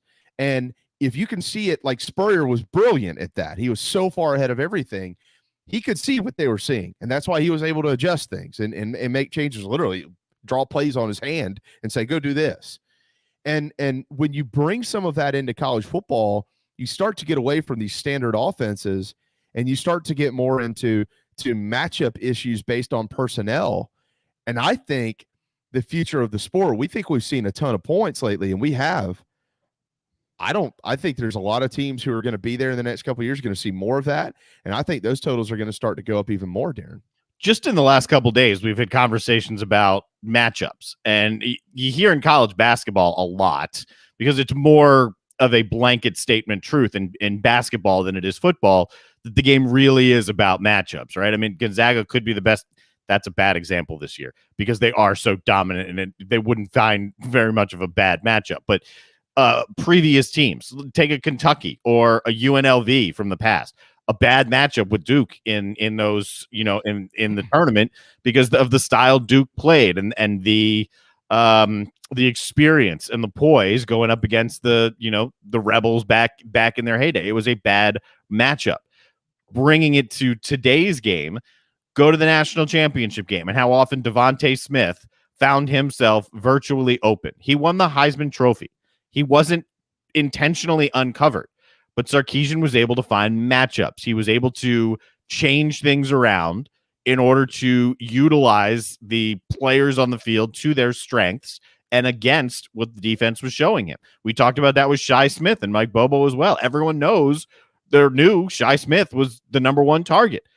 Yet still, he was able to get the ball multiple times a game. It's about schemes. It's about matchups. It's about putting your guys in a position to exploit what the defense is giving you. And guys who are trained in multiple different offenses tend to be able to be more creative just simply because they're trained in more things. They've seen more things. And that's why Sarkisian got the Texas job. And I think that's what we'll continue to see in college football because the athletes are going to keep getting better. The athletes, bigger, stronger, faster, that's not going away. So the only way to combat that is schematically. And it's just not, okay, run out here and do this, that, and the other thing. It's where can I put my guys in the best possible position to be successful? So it could mean moving a Shi Smith out to the slot. It could mean moving Shi Smith back into the backfield. I understand Shi Smith is not going to be with the Gamecocks. I'm just using this as an example. It could mean multiple different things in order to get the ball in the hands of playmakers where they can succeed. And I think to piggyback on some of what you're saying, it's becoming less about complex offenses and more about your players understanding different roles within a simplified offense. Mm-hmm. Like, if that makes sense, like instead of just having to be a guy who lines up wide or just a typical tailback who's in an I formation, who's 6-7 yards behind the quarterback and his job is literally to tote the football. Like, these guys are simplifying offenses and being able to utilize the talent that they have on that roster in different ways within the offense, which is exactly what Lincoln Riley has done at Oklahoma. And I think that's kind of what Beamer and Satterfield and Justice Stepp and those guys. I mean, we've seen this at Clemson. I mean, Travis Etienne at one point in time, it felt like was catching as many balls as he was carrying. This year it felt that way, yeah. Absolutely. But they knew that. They were like, well, he's one of our best players. We know that it stopped the run with Clemson. Like, you got to stop something. Mm-hmm. You either have to stop the run or you got to stop the pass. So let's stop the run. So they just started drifting them out into the slot and utilizing them in different ways. And their offense never slowed down. Their offense stayed. Let me ask you this, though. I think one of the big things that hurt Will Muschamp at South Carolina, and he's not the only coach, there's a lot of them that certainly can do this or will do this, and that is they start to play the mind games with themselves, with the other team, and with the clock. Okay, if we can drift 4 or 5 minutes off the clock here, that's going to be really good for us. I disagree with that with so many reasons. Like, Josh Heupel just got hired at Tennessee. Mm-hmm. And one of the big knocks on why he couldn't hire a defensive coordinator is, well, that's a death nail for a DC. They're just going to run them down the field and score on everybody, and they're not going to be able to get their guys on the field or get their guys off the field for long enough to get rejuvenated before they get back out there.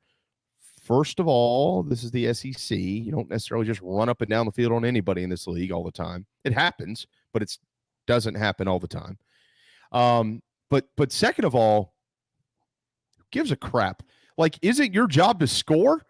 If it only takes you 2 minutes to score, then score. The more points, the better. That's how you win the game. There's no guarantee on what they're going to do when they come back on the field. I'm talking about the opposing team's offense. And on top of that, Darren, how much pressure does that, like, look what LSU did. Look what Alabama did. Like, I know they also had elite defenses to go with it, but when every time you're out there, you're just tacking on another 7, tacking on, that gets exhausting for the opposing team. Knowing we got to keep up with this. Like, it's exhausting. You're putting so much pressure on them.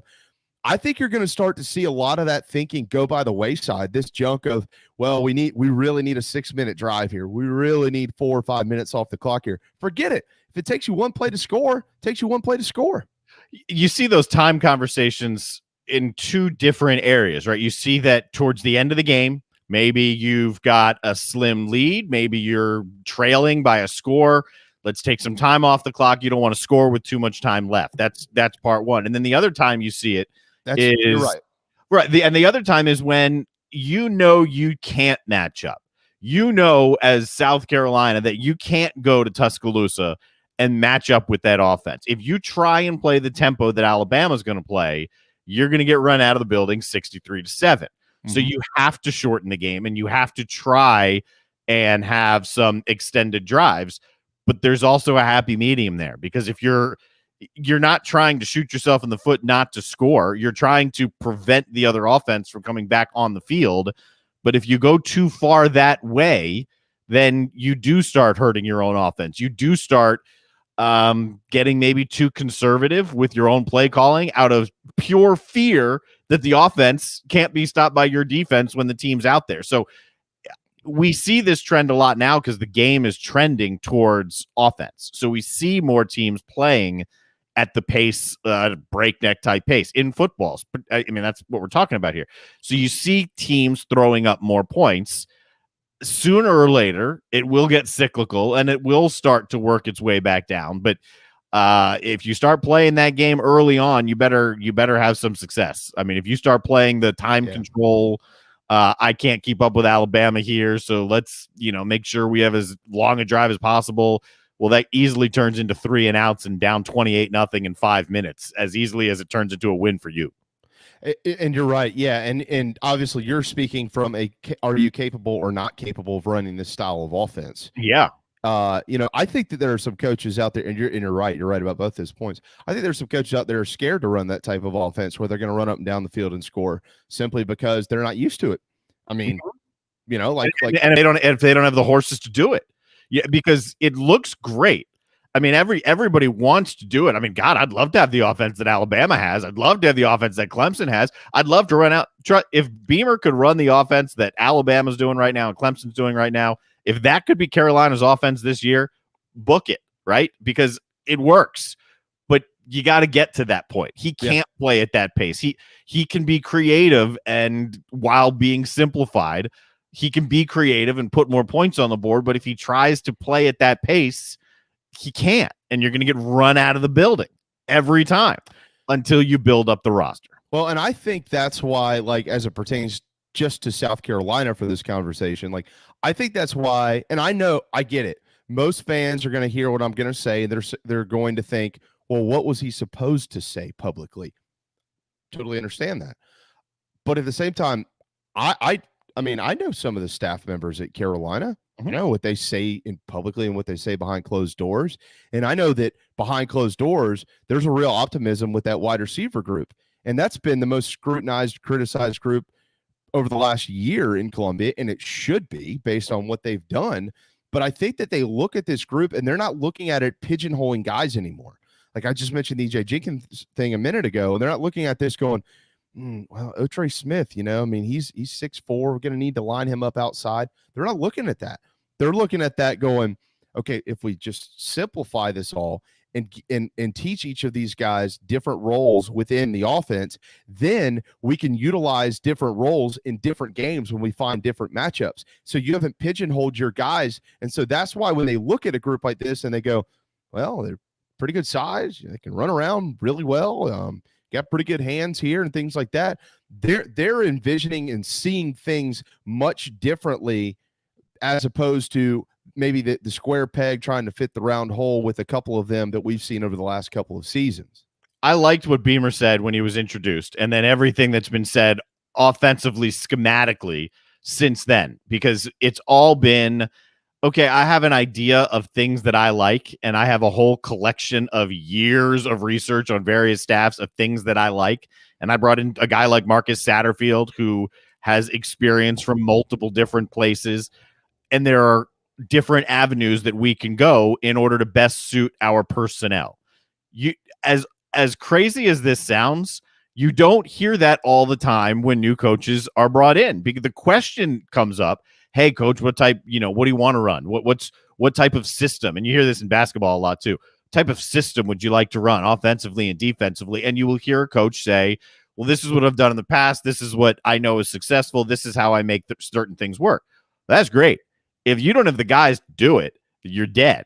So it's always refreshing to me. And Beamer's not the only one by any stretch either. But when I hear coaches go the line of, I've got X, Y, and Z of things I want to do, and here's the personnel that I'm working with, so maybe I've only got X in the playbook this time, and hopefully by the end of the year, maybe Y, and maybe by next year, I've got X, Y, and Z. But for now, we're going to do what our personnel allows us to do. Yeah, it's a fascinating conversation to have, because it is adjusting right before our eyes. And I'll throw this one last piece into it before we get out of here. Pass interference. It's I think the worst it's ever been in the sport.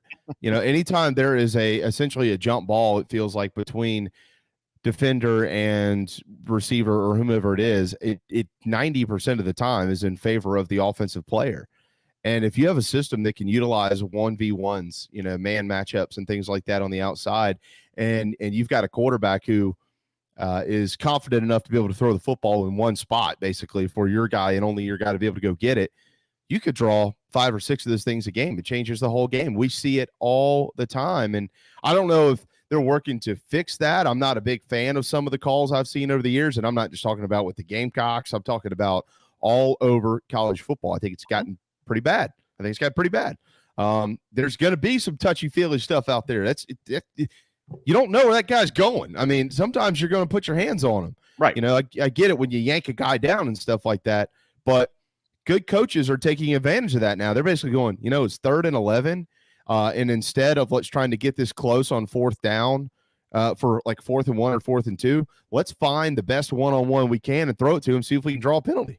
Yeah. I mean, you think 6'7" EJ Jenkins working at tight end and wide receiver, if you want to take this thing full circle here, that's an example right there. There aren't many 6'7" defensive backs out there. So whoever's playing quarterback, if it's 3rd and 11, if you can find Jenkins 12 yards down the field, throw up a jump ball.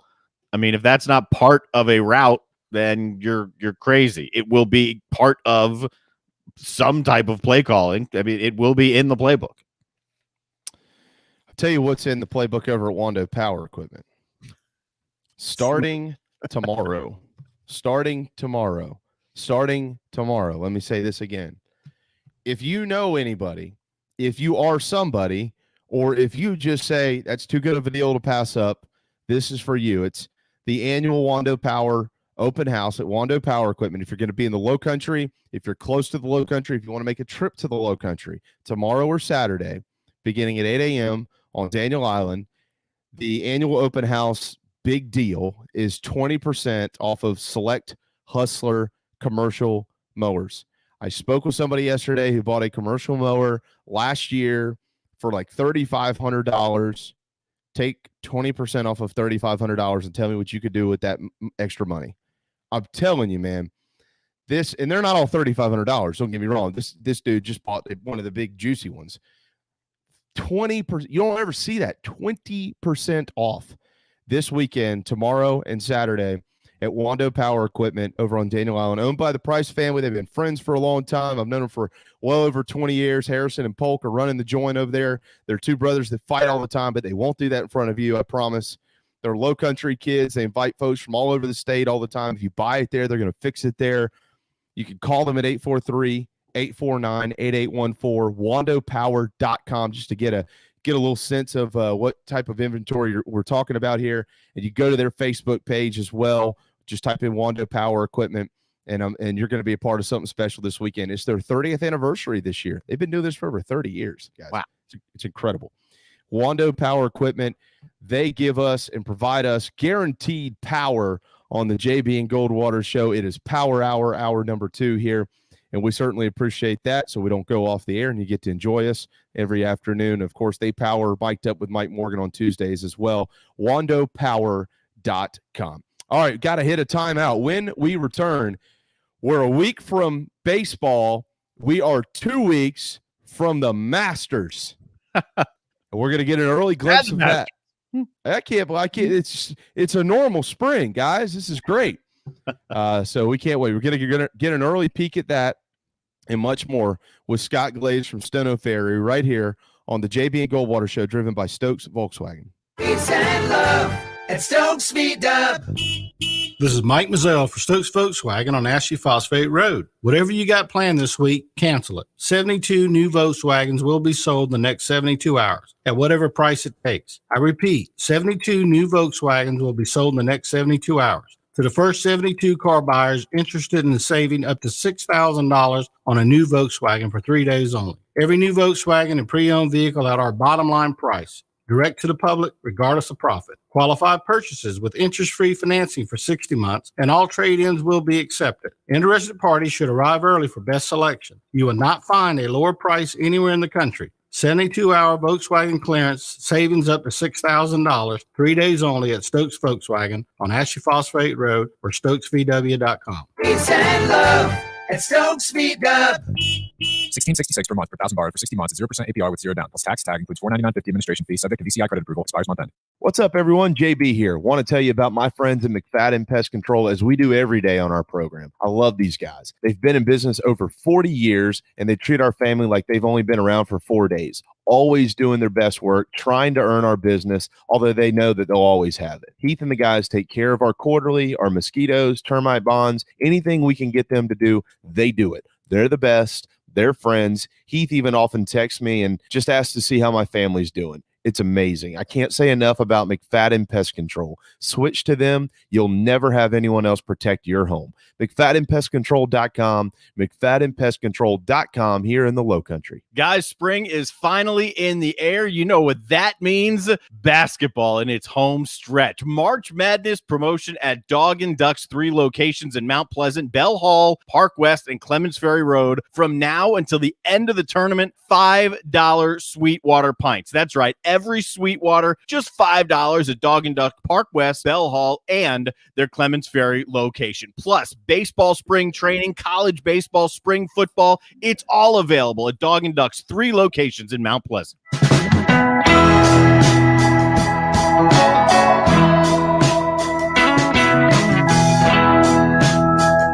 What's up, everybody? This is South Carolina singer-songwriter Patrick Davis, and I might live in Nashville, Tennessee now, but guess what? I can always keep up with the news back in South Carolina because I've got the JB and Goldwater show. Thank you, JB and Darren, for being live, loud, and awesome.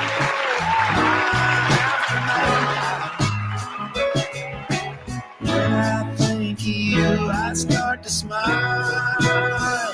You give me that high kind of feeling. All right, 1:38, final segment, Thursday afternoon, March the 25th, 2 weeks out from the Masters and 1 week out from the Braves and the rest of baseball. This is just awesome. Oh, sorry, I got caught in a moment there, Scott. Scott Glaze joining us from Stono Ferry, StonoFerryGolf.com. Book your tee times today because this weekend it's going to be 80 and it's going to be sunny, and they're going to be having a blast out there on the banks of the Stono River. What's up, man? What's going on? I tell you, I got to trade in. My blue for some green coming up. Like I said, I got my mugs, my Masters mug. Let's break that thing out. I tell you, today was a really cool day. One of my favorite days. You never know when it happens every year, but it's one of my favorite days when I'm walking up to the clubhouse and I see some azalea blooms or azalea bushes. And what's cool is that you never know when it's going to happen. And but I was walking up today, and it was the first day that I saw some azaleas bloom, and I just thought it's perfect timing. So everything's good out here. We are nice and busy. Great weather. It's going to be a booked weekend. It's going to be busy the next few weeks. Actually, it's going to be busy. It's going to be busy till kingdom come, for all I know. Yep. This is a busy time of year in the golf business. So if you want to come out and see us, make sure to book in advance. You can book up to a couple weeks in advance doing it online. So if you know that, hey, maybe next weekend you want to come out, it is Easter weekend, but if you want to come out and tee it up with us, go ahead and book online and reserve that way and make sure you get that good spot. By the way, a couple notes in golf. Both Bryson DeChambeau and Colin Morikawa have confirmed themselves for the Heritage, which is, of course, down at Hilton Head the following weekend, or the weekend following the Masters. Bryson DeChambeau is going to be like Uncle Rico, except for with the Atlantic Ocean and a golf club. You see that ocean there? I could hit a golf ball right over that thing, all the way to England. That has to be he's definitely going to do that. That has to be an RBC thing.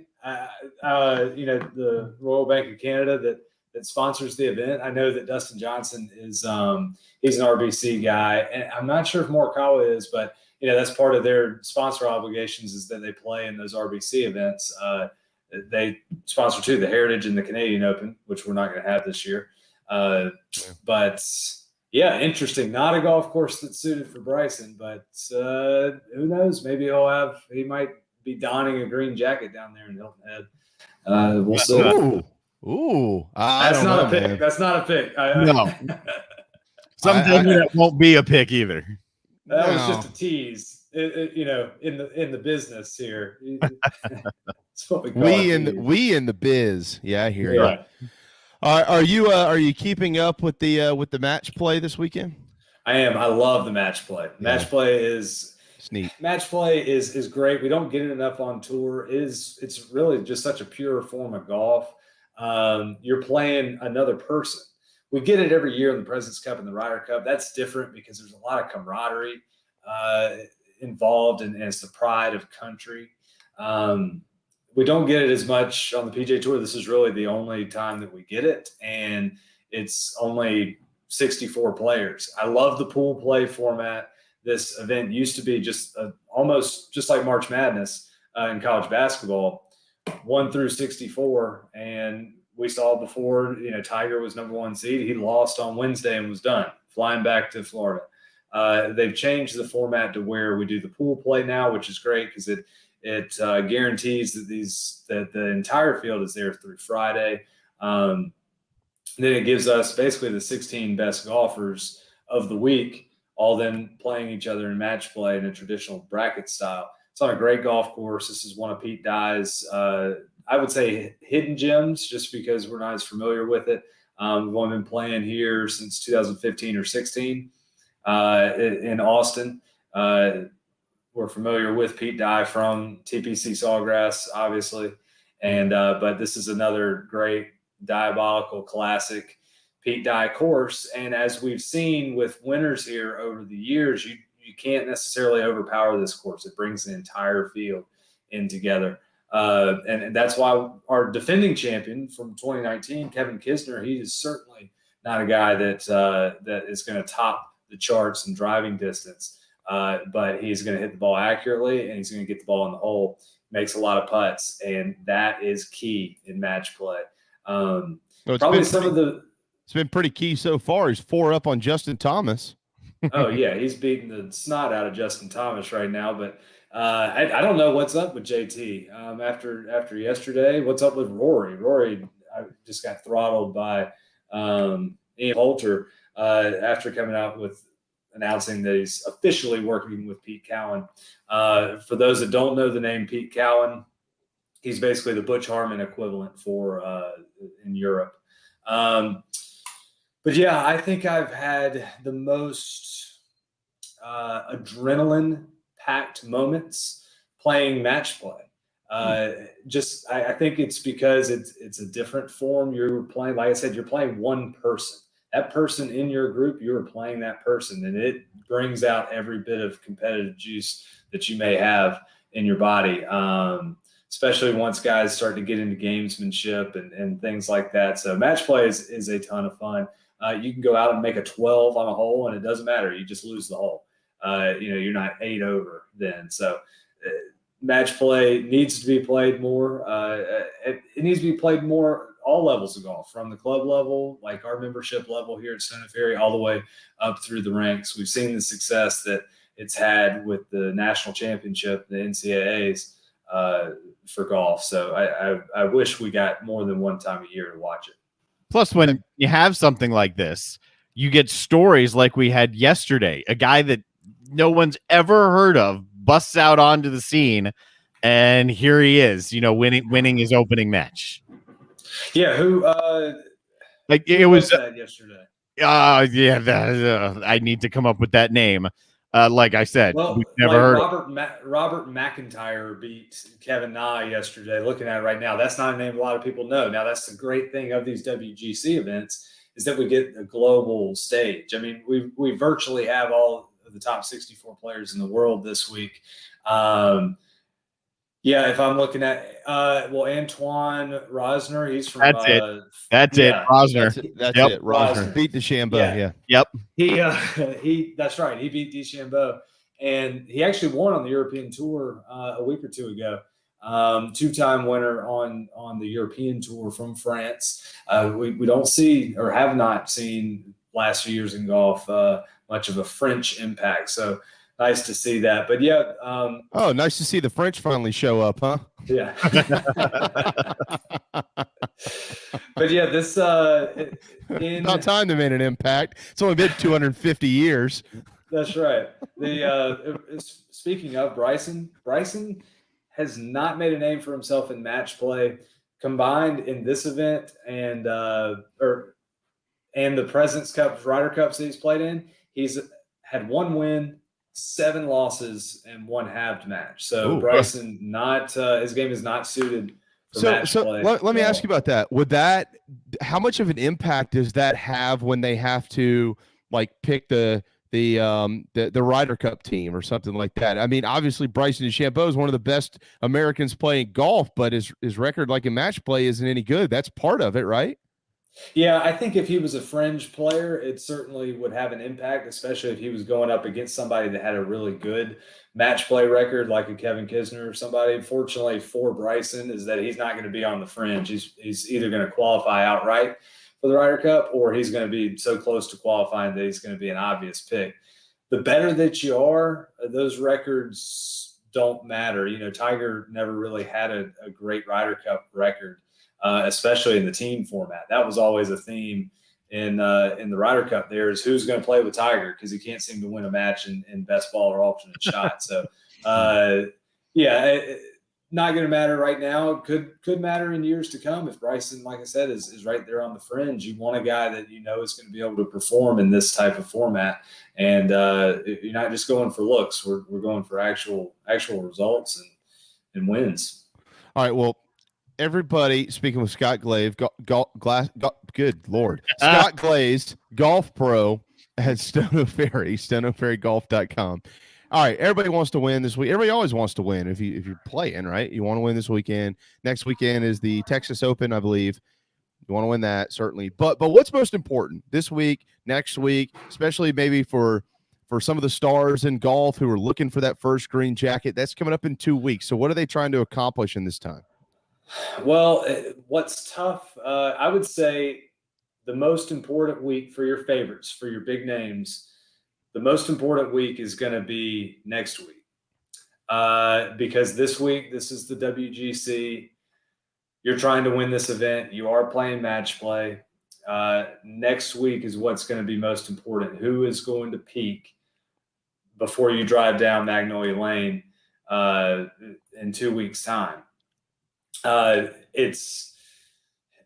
We are going to have some guys right on the fringe, some middle of the pack guys that are going to be playing in the Masters that play the week prior. Your favorites usually don't, especially when it's a low purse event like the Texas Open, and especially coming off a WGC this week. So I think next week is extremely important, especially for the likes of Justin Thomas, who we saw play beautifully at the Players Championship, and now is looking like he's going to go 0-2 to start his WGC match play and more than likely have an early exit. And Rory McIlroy, who we're waiting to see play, but we're all waiting for Rory to be Rory again. And it seems like he's getting further away from that, especially his play at the Players, and now his first round match. Definitely. I mean, he's hitting in people's swimming pools. Yeah, for goodness sake. So, been there. Next week is the big week. Can those guys right the ship? Is whoever wins, let's say Dustin Johnson goes on to win this week in the WGC, is he able to carry that momentum for another week before getting to Augusta?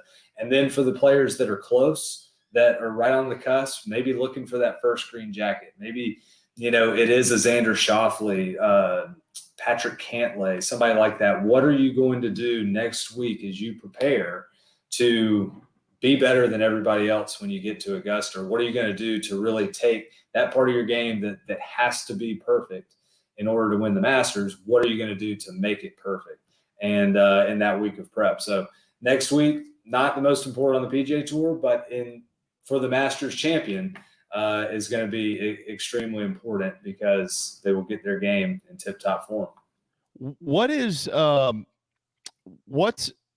do you play this? Like, how do you play a normal golf tournament different from match play, or do you do you play it differently mentally? How do you, what's the big difference? I mean, I know what the difference is in scoring, but I'm talking about how you, the golfer, play the round or play the tournament. Totally different. It depends on the match for sure. But in match play, you want to hit fairways, you want to hit greens. You kind of want to just continuously beat that drum. Fairway, green, fairway, green. You make a putt here, but you're not making mistakes. That's how you can wear down an opponent. And that's how we see guys who are really good at that style of golf, why they have success in match play. You'll have certain scenarios, like let's say, for instance, on the third hole, or let's use Rory for an example. I can't remember that tee shot when Rory snap hooked it over into someone's swimming pool out of bounds. If he was first on the tee there and Ian Poulter is waiting to play, when Rory hits that ball out of bounds, Ian Poulter might then take a different route off the tee, maybe club down, hit a 3-wood, maybe a 2-iron, just get the ball in play because he has a distinct advantage on that hole. And we are playing hole by hole. It's not total score. So his objective is then to win that hole. You might be more aggressive on putts in certain situations. You have a must-make putt to have the hole, for instance. Say your opponent's in with a 4 and you've got an 8-footer for 4 to have the hole. Well, you can't leave that putt short and you can't die it in there. You gotta make the putt. So you're not concerned if you have 4 feet coming back, whereas in a stroke play event, you're making sure that you're not going to have that 4-footer coming. Like we talked last week when I was 4-putting from about 5 feet and thought the ball would never go in. You don't have that situation in match play. So we see a lot more aggression, players maybe going for the green and 2 on a par 5. We'll see that at Austin Country Club. I believe it's they have it as number 13 or 14, or maybe I think it's 13. It's actually hole 4 on the course. They flipped the 9s for this tournament. But it's beautiful there with that bridge, Lake Austin, or also known as the Colorado River, in the background there. You'll see in match play, you see a lot more aggression of somebody maybe taking on that hazard, taking on the long forced carry in order to try to make birdies and put pressure on their opponent. All right. How do we put pressure on our opponents? Because today you've got another new video for us. This is called Keep It in the Short Grass with Scott Glaze. What are we looking at today? So today I just kind of wanted to give a simple tip. We've had the tip with the yardstick for our grip. There are a lot of household items we can use in order to improve our game, stuff we can use in the yard and whatnot. So just wanted to use a household tip to show people the proper movement to start the downswing. A lot of times we have people cast the club, they throw the club away, or the club gets stuck underneath, and then we are not able to use our legs appropriately in the golf swing. We swing the club from the ground up. That's how we build power. That's how Bryson DeChambeau hits the ball as far as he does. So if we lose that, then we're going to be inconsistent and we're going to hit the ball not a long way. So just a simple household tool to help you with that. Here we go. Good. We can make this happen now. A lot of amateurs fail to use the ground as leverage. A lot of us cut across the ball and cast the club, as you see here. You can tell from this angle, we really lose any leverage we have with our legs in interaction with the ground. Other players fall underneath the plane, have to drop the club, flip it, and fight a hook. And as you can see, we lose leverage with the ground. We want to be able to shallow the club, use the ground to our advantage, and rotate through the shot in order to hit it further and hit it consistently. I have a great drill for that using a household item.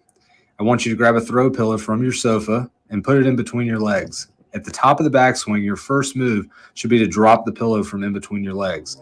As you can tell, we have great leg work here, and we can really interact with the ground. That shallows the club and puts us in a great position in the hitting zone. Best thing is that you can even hit balls with this. So try it, play better golf, and keep it in the short grass. Well done. So from here on out, when you go to the golf course, don't forget your throw pillows and your yardsticks. Right. Yeah. You'll have like the scene in Tin Cup when he's got the shovel and the baseball bat and all that because he'd broken all of his clubs. Yeah, that's what your golf bag will look like. And that little thing dangling from the brim of your cap. Right. But no, it's simple, very simple. And as you can see in the demonstrations there of doing the incorrect thing, you notice that my kneecaps tend to work together. And actually, if you look at any great ball striker, Dustin Johnson, Sam Snead is a great example of this, how the kneecaps actually kind of work away a little bit to start the downswing there. And that's what gives someone like Tiger, when you say that they squat into the shot, Rory, another great example. It's actually not a squat. It's just, it's the way they're interacting with their lower half there with the turf. So this is a great way to do it. And as you can tell, it naturally puts the club in the right spot. And then from there, we just turn and burn and rip it. Excellent stuff as always. StoneOakFerryGolf.com is where you can book your tee times.